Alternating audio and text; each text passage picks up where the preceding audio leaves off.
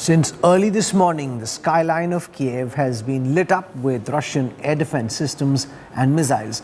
The Ukrainian capital city, which yesterday witnessed traffic jams and panic-stricken citizens lining up outside ATMs and supermarkets, now resembles a ghost town.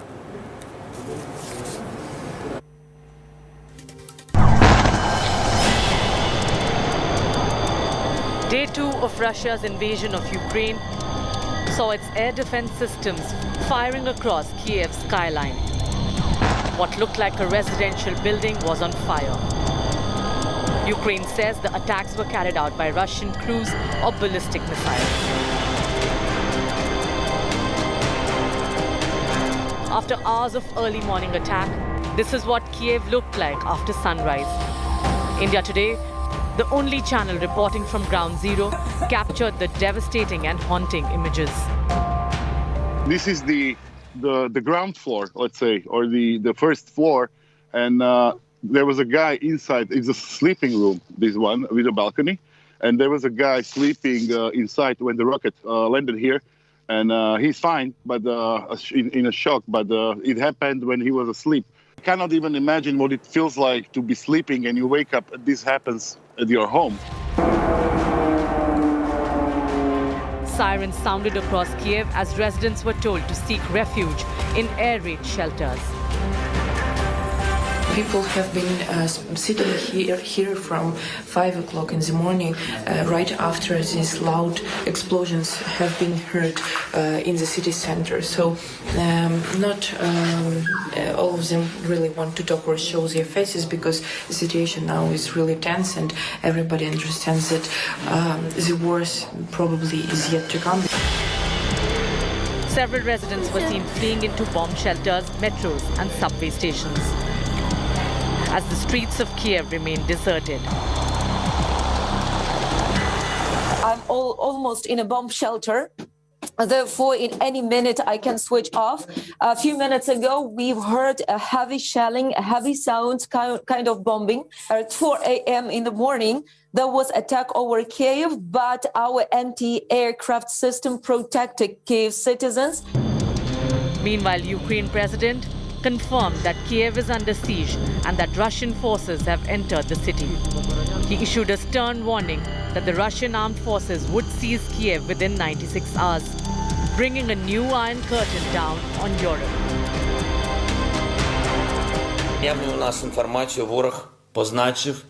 They have declared me public enemy number 1 and my family enemy number 2. They want to destroy Ukraine politically by destroying the head of the state.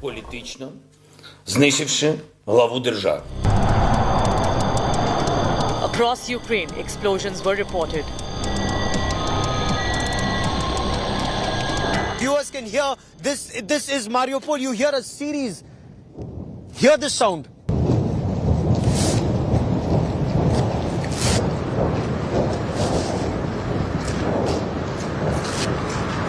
Hear this sound. This is Mariupol. Russian tanks entered the port city of Odessa and wrested control of Chernobyl. With Gaurav Sawant in Mariupol, Maria Pysarenko and Jan Husar in Kyiv, Bureau Report, India Today. 2 days into the Russian invasion, devastating pictures of death and destruction are emerging from all across Ukraine. On Wednesday, Ukrainians woke up to war. The once peaceful and bustling streets of Ukrainian cities are now unrecognizable as they get reduced to rubble and debris after the full-scale invasion. Death, destruction and doom. Life in Ukraine has come to a violent halt 2 days after Russia launched an invasion. The impact of war on the nation is grave and visible. The streets of Kyiv, which were jammed with thousands of vehicles when the Russian threat escalated, are now hauntingly desolate. The capital city of Kyiv, where nearly 30 lakh people once resided, one can see piles of rubble after Russia's air assault. Homes destroyed, people homeless and on the run. Ukrainian and Russian forces fought a fierce battle in the Sumy region in Kyiv. The aftermath is troubling and saddening. In southeastern Ukraine, the city of Mariupol, where shelling continued non-stop on Wednesday, many areas are reduced to debris. Clumps of smoke can be seen after Russian troops started pounding the city. The Chernobyl plant has now been captured by Russia. The plant is infamous for being the cause of the worst nuclear disaster in history, both in terms of cost and casualties. New images after the invasion showed Russian tanks prowling the premises of the plant. The city itself has been a ghost town for decades now. The takeover is more symbolic than anything else. The disturbing images show Ukraine's tipping point into humanitarian crisis and that there are no winners in a war. Bureau Report, India Today.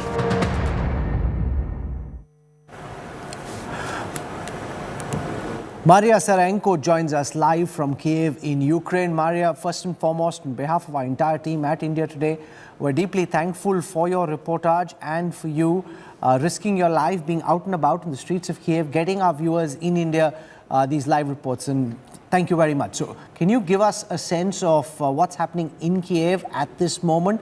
There are multiple reports coming in on how the Russian army has been able to take over the Kyiv airport. Is that true? And are there Russian troops in the city of Kyiv? No Russian troops in the city of Kyiv and no Russian troops according to official report in the airport. For now, that is what we see from the official sources of information. But I should say that now the situation in Kyiv feels a little bit strange because from the early morning, from 4 o'clock in the morning till noon, there were sounds of strikes and a lot of news about the sabotage groups working in Kyiv. Sabotage Russian groups who were like breakaway groups from the Hostomel attack, the attack on Hostomel airport. So for now, it's been a couple of hours of silence, but this silence is very suspicious because, it's already the sun has started to set and a lot of, shelling and military activities could also happen at night. And this is what I see about people who are trying to stockpile some food or some water supplies. And this is also what the city council, state city council of Kyiv advised people to do, to get ready for unprepared, for very inconveniences and very unusual things for them. For example, sitting in a bomb shelters for several days, probably. So that was, so to say, the announcement of the Kyiv City Council, the warning for people, and people really did hear this and started buying, stockpiling the produce, the grocery and water. This is what I have seen. Thanks. In the streets over the several past hours. Rajesh Pawar joins us from Mariupol. Yep. Rajesh, can you give our viewers a sense of what's it like in eastern Ukraine? Has there been any fighting on the streets near where you've been? And what are you picking up from the Ukrainian army about the level of resistance they are being able to put up? Look, it is quite surprising. We expected the Ukrainian army, which is a professional army, which is a regular strength of more than 200,000 regular soldiers, plus reserves. The way they have folded up, it's very surprising. I have not seen it anywhere happening in the recent years after Second World War that any army so big, so well equipped, folding up in just 48 hours. As far as Eastern Europe is concerned, exactly the whole picture has unfolded the way we had predicted a week back. That when the attack starts from all three directions, from north in Belarus, from east from Donbass, and from south from Crimea, it will be very difficult for Ukraine army to hold on for a week. But it happened 48 days. Can you hear the shells behind me? I have intelligence report. I'm just breaking it in between. We had intelligence report that Mariupol is most likely will be attacked tonight. Now coming back again to the Eastern Europe, they are already in Crimea. They moved out north. They have taken care of Odessa and Kherson yesterday. and from north they're moving south to from Donbass along the Black Sea coast. So we see Rajesh, that soon. Vladimir Putin is speaking at this time. I just want to dip in and listen to what the Russian president is saying. It's primarily American. I would like once again to address the Ukrainian army men. Do not let these nationalists use you, use your women, your children, your elderly. Use them as human shields. It will be so much easier to talk to you and to negotiate with you than with this gang of Nazis that has captured Kyiv. Also, I would like to commend the efficiency of Russian armed forces. They have been acting honorably, heroically, and they are effective and efficient at protecting the Russian people and their homeland.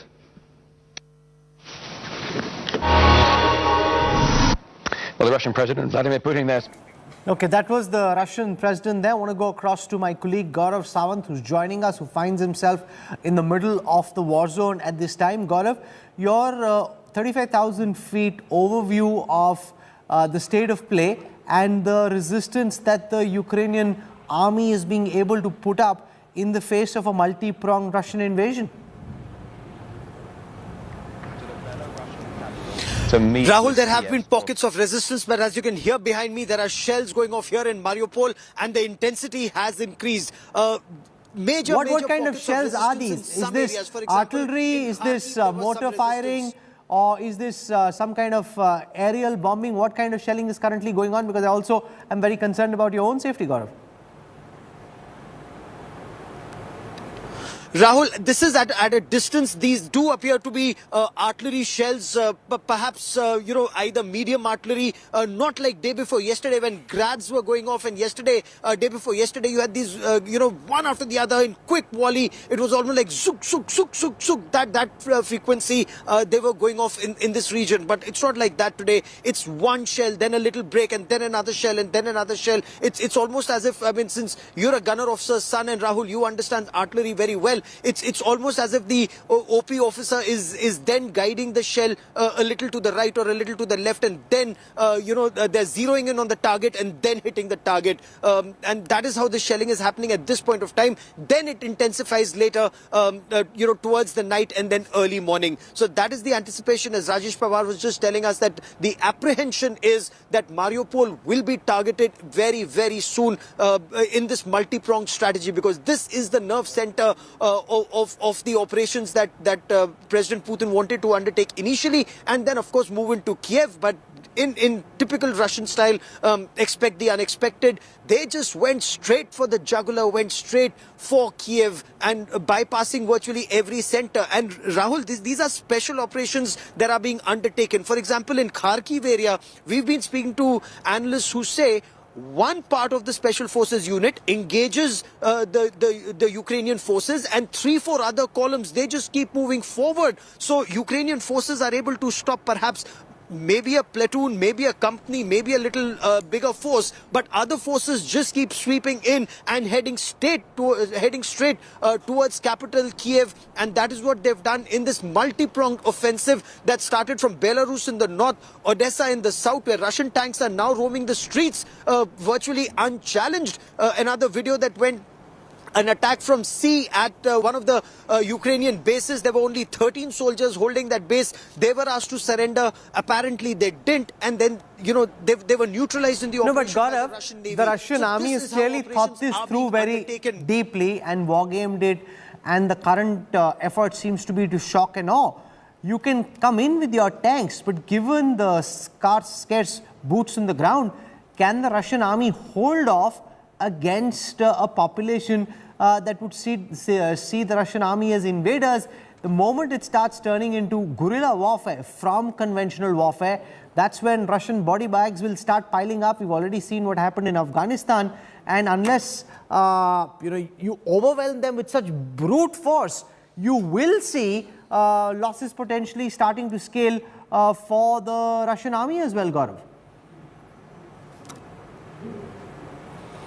That is what Ukrainian army personnel and veterans seem to indicate. They are saying that this area will become a Chechnya or an Afghanistan for Russia.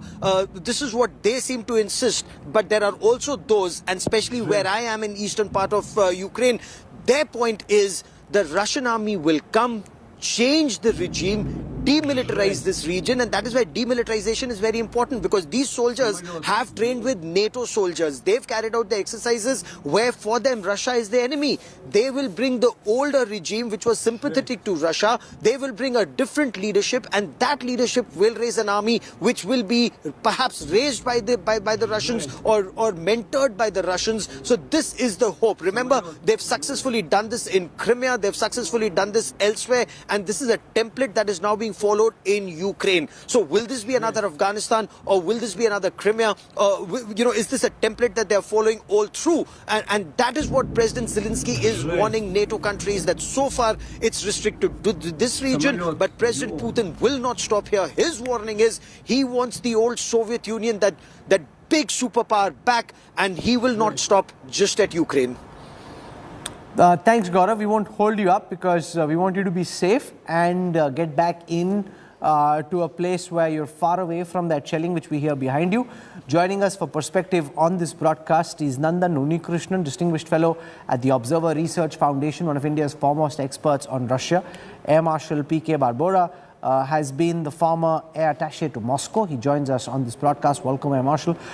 We've got Michael Kugelman joining us, Senior Associate at the Woodrow Wilson Center in DC. Alexander Khebret joins us at the International Desk in Kyiv in Ukraine.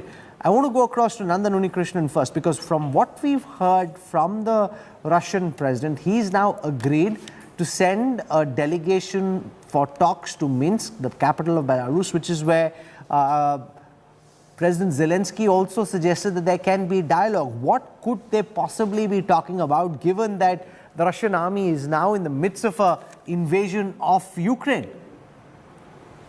Well, this has come after Zelenskyy said that he is not afraid of talks about security guarantees and Ukrainian neutrality. And Ukrainian neutrality was one of the demands that Russia had. So obviously, the moment Zelenskyy put that on the table, President Putin had to respond. And I guess this is the response.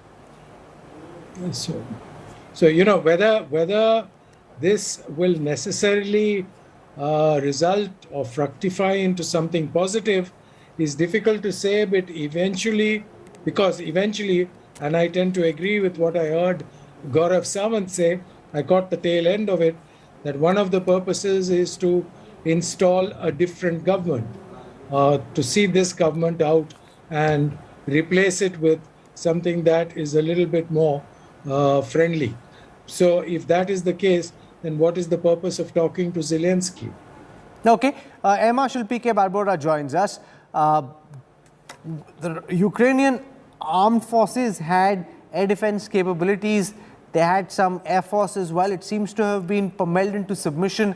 And now is your reading of the state of play that the Russians completely dominate the airspace and the airports of Ukraine? Do you hear me, Air Marshal Barbora? Yeah, now I can hear you again. So my question is, your sense of the state of warfare when it comes to aerial combat in Ukraine. We were told that Ukraine had some air defense capabilities, especially given from NATO and the United States, which could put up some kind of a challenge. But given the sheer scale of the force that the Russians have unleashed, is it your understanding that the Ukrainian airspace and all airports are now virtually under the control of the Russian military?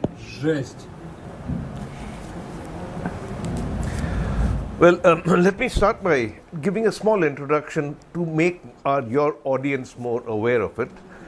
That in every war there are objectives, and in the objectives come a very important, very important. There's the intelligence gathering before you launch an offensive or get into a war. You will look to have a favorable air situation, because the final objective of yours, after going through a few more of them, will be boots on the ground. That's the last object. Unless you have boots on the ground, I'm not saying throw boots from an aircraft onto the ground. No, sorry, you have to have boots on the ground like the Russians have that. They have got boots on the ground in Kyiv. Now, the comparison of forces of Ukraine and Russia it's a ridiculous parity. My God. What was Ukraine thinking? That they're going to stop the Russians? The air power that was used on day one, this 14, 15 hours have gone. They have gone by the principles of using air power. That means first, just suppress the enemy air defense. Hit all their radars, hit all their airfields, hit all their sensors, hit their aircraft wherever possible on ground. And that is to be by a surprise. It's very unfortunate that even when the United States kept saying it's imminent, war is imminent, they couldn't predict when they're going to hit, and they hit them with surprise, and in 14, 15 hours, they're in Kyiv now. They've got all the airfields, maybe some of them not under full control, but they have. But those airfields are worthless to the Ukrainians. Yeah, helicopters can fly from here, there. So they have achieved by air power the first of the air power objectives, suppress the enemy air defense. And believe you me, having studied a little bit here, there, and having been the Vice Chief of Indian Air Force also, and Western Air Command, CNC, we have studied a lot in respect of our own areas. Once you get a favorable air situation, you can progress it. You can progress it and finally achieve air superiority. Once you have that, everything comes to a grinding halt as far as the enemy can take action against your own troops which are moving forward. We have to give freedom to boots on the ground to move forward for their objective. And air power does that. And Russia has done it phenomenally. Yes, they will lose. There will be attrition. There's no doubt about it. If in an offensive situation, you are almost at a parity of 1:10, 1 on the defensive and 10 on the offensive, you will lose. And if what the media is saying about loss of some aircraft of the other side, okay, acceptable. Jan Huser joins us, reporting from Kyiv. Jan, can you give us a sense of the thinking in the Ukrainian government? President Zelenskyy making this offer, he also apparently, and the story tracking widely on Ukrainian media, told some of his colleagues that this might be the last time you actually get to see me. That again is something that's raising a lot of questions. Jan, can you hear me, and can you give us your sense of President Zelenskyy's offer for negotiation to President Putin? What do you think he's hoping to achieve? Hello to the studio. So to me, the whole conversation between these two presidents appears more of like a tragedy or a parody. It's not something that they meant to be. It's now trending in Eastern European countries over the media that the exchange of these two presidents seems like from a comedy movie. That's what they call it. The press, the international media in Eastern European Union is calling it that what it is, a comedy. It doesn't. To me, it doesn't seem like anybody is acknowledging that what is really happening, that there is a real invasion here, and are taking it seriously. On the other hand, on the Russian side, they are still claiming that the part of it is propaganda, when we see that what is on the ground is completely different than the media, or the Russian media, is saying. So to me, it's a tragedy and a comedy together. What the exchange is. I will wait more from President Putin. Should be speaking with the Security Council later on today, and I hope that they will come to some conclusion, because what is in 2 days in Kyiv, it turned from like a thriving city full of people, full of joy, went to a cemetery town. It's a dead town. There are no people.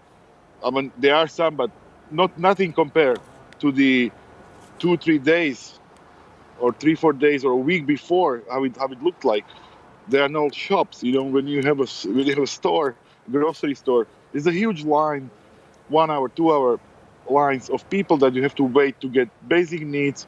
So you see people either carrying luggages, escaping, or carrying the groceries in large bags, like 50-kilo bags of rice, and you can see that, and it's just heartbreaking, because these people, they did nothing wrong, and they are not deserving this kind of a treatment. Michael Kugelman from the Woodrow Wilson Center in the United States.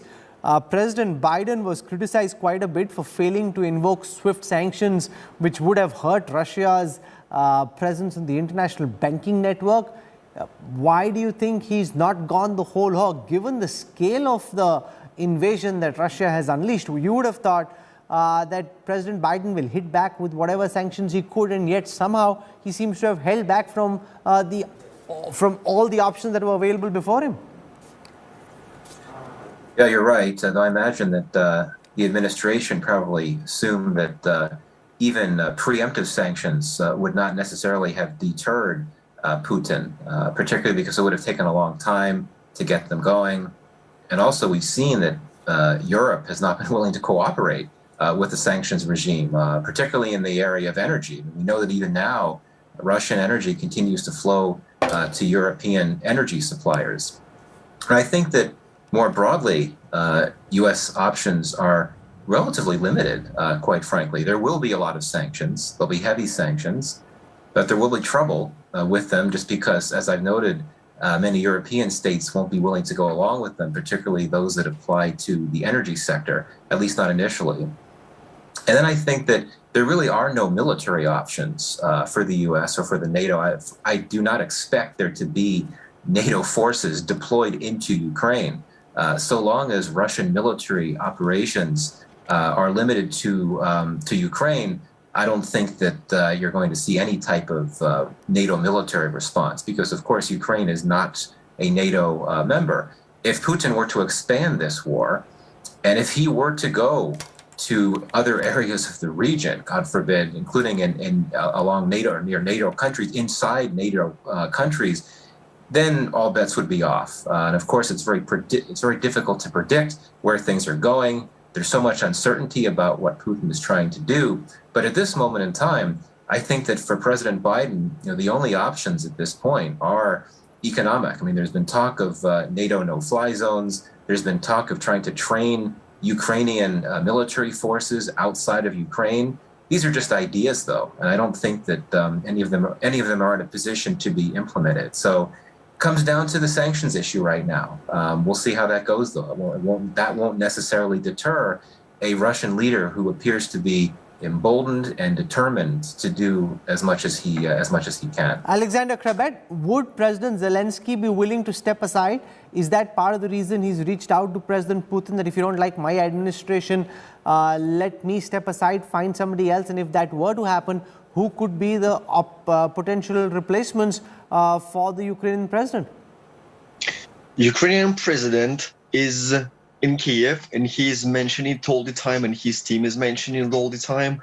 So he's around his colleagues, kind of, and they are proclaiming they are staying in Kyiv, and there is nothing to be replaced, because our president is elected on the legal election in Ukraine 2 years ago. So there's nothing to be replaced, especially under such aggression as Russian forces are entering and trying to making and proceed with the offensive operation. And while we were just talking with you, I was listening to the show, and it was 4 huge shells around.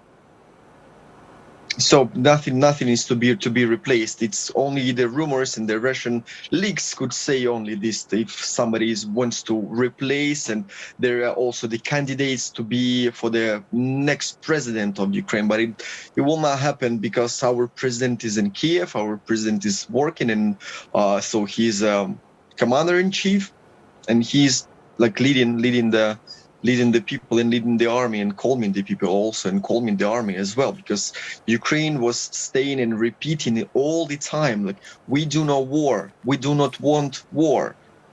we didn't choose that war. So the Russian President Putin chose that war, chose to make this step forward in case of aggression and invading of Ukraine. And he just clearly said this during his address like a couple days ago, just before the offensive operation started. Okay, I'm going to slip into a break. 16,000 Indian students are stranded in war-torn Ukraine. The government's planning multiple evacuation flights to help bring them back. We'll get you those details on the other side of a very quick break. You're watching the Newstrack.